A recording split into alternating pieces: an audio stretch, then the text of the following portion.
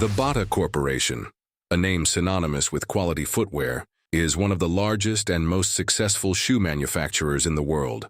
Founded in 1894 in the Moravian town of Zlín, which was part of Austria-Hungary at the time, now the Czech Republic, the company has grown from a small cobbler's workshop to an international giant, revolutionizing the footwear industry and impacting global communities in ways few other companies have achieved.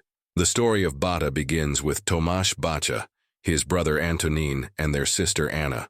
Their family had been cobblers for generations, but in 1894, Tomáš decided to take the next step and establish the T&A Bata Shoe Company in Zlín. The company started with just 10 employees, all working with the goal of mass-producing affordable shoes for everyday people. At the time, most shoes were handmade by local craftsmen, making them expensive and difficult to acquire for the average worker.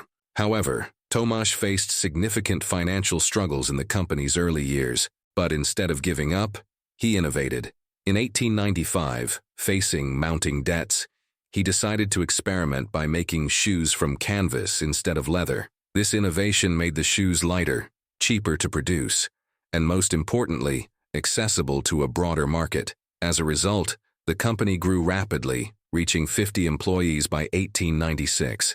This was the first step in Bata's rise to prominence in the footwear industry. In 1904, Tomáš took an important step toward industrialization by traveling to the United States, specifically to Lynn, Massachusetts, which was then the epicenter of the world footwear industry. He studied advanced mass production techniques, particularly the use of automated machinery for shoe manufacturing. 6 months later, he returned to Zlín and introduced mechanized production processes in his factory, making Bata one of the first companies in Europe to mass-produce shoes. The first product of this new mechanized process was the Batovky, a leather and canvas shoe that quickly became popular due to its simplicity, style, and affordability. The Batovky was a game-changer in the footwear market, and it helped to fuel the company's rapid expansion.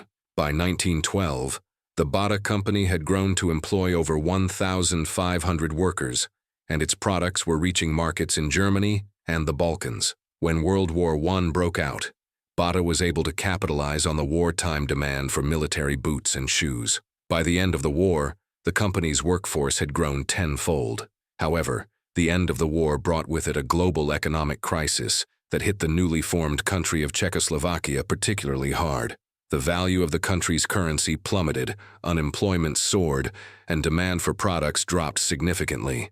Tomáš Bata responded with remarkable foresight. He decided to reduce the price of Bata shoes by 50%, making them even more accessible to the public. To offset the loss in price, he asked his workers to accept a 40% wage reductio, but in return, they received food, clothing, and other essentials at half price. This was one of the first profit-sharing models in business history. Bata's employees were treated not just as workers, but as stakeholders in the company's success, creating a shared sense of responsibility and loyalty. In the face of this economic adversity, Bata did not just survive, but thrived. By 1925, while competitors were closing down due to financial troubles, Bata was expanding rapidly. Tomáš also introduced the concept of employee welfare, building homes, schools, hospitals, and even recreational facilities for his workers in Zlín, the heart of Bata's operations. This created a model of industrial community that many companies would later try to replicate. Bata's success was not confined to Czechoslovakia. Tomáš began expanding his operations abroad. Factories were established in countries such as Poland, Romania, Switzerland, France, and Germany. Bata also began diversifying its business into other industries, including tanning, energy, agriculture, aviation, and even newspapers. By 1930, Bata had established a strong international presence, with over 300 stores in North America and thousands more across Europe and Asia. What set Bata apart from other companies was its adaptability. Whether it was in the Middle East, India, or Brazil, Bata's business model was versatile enough to be adapted to local conditions, creating a unique relationship between the company and the communities it entered. In India, for example, Bata not only built factories but also established the company town of Batanagar, near Kolkata, which became home to thousands of Bata workers. In 1932, tragedy struck. when Tomasz Bata died in a plane crash under poor weather conditions at Zlín Airport. His sudden death was a huge blow to the company, but it did not halt Bata's expansion. Tomasz's half-brother, Jan Antonín Bata, took over the leadership of the company and continued with the plans that Tomasz had laid out before his death.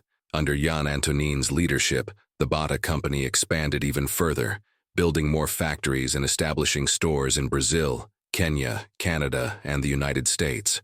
During World War II, Bata faced numerous challenges, particularly due to its operations in Europe. The company's factories were repurposed for wartime production, and Jan Antonín Bata was briefly imprisoned due to his company's dealings with the Axis powers. After the war, much of Bata's European assets were nationalized by the Czechoslovak government, and Bata's leadership relocated to Canada, where it would rebuild and expand its global operations. In the aftermath of World War II, Bata shifted its focus to rebuilding its brand and expanding its footprint globally. By the late 1950s and early 1960s, Bata was operating in more than 79 countries, and by 1964, its headquarters moved to Toronto, Canada.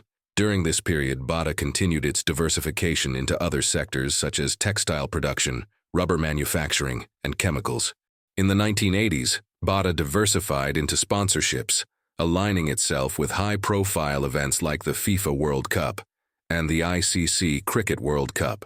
Today, Bata is more than just a footwear manufacturer. The company has a global presence with over 5,300 retail locations in more than 70 countries, and it continues to serve over 1 million customers daily. Bata operates 21 production facilities across the globe.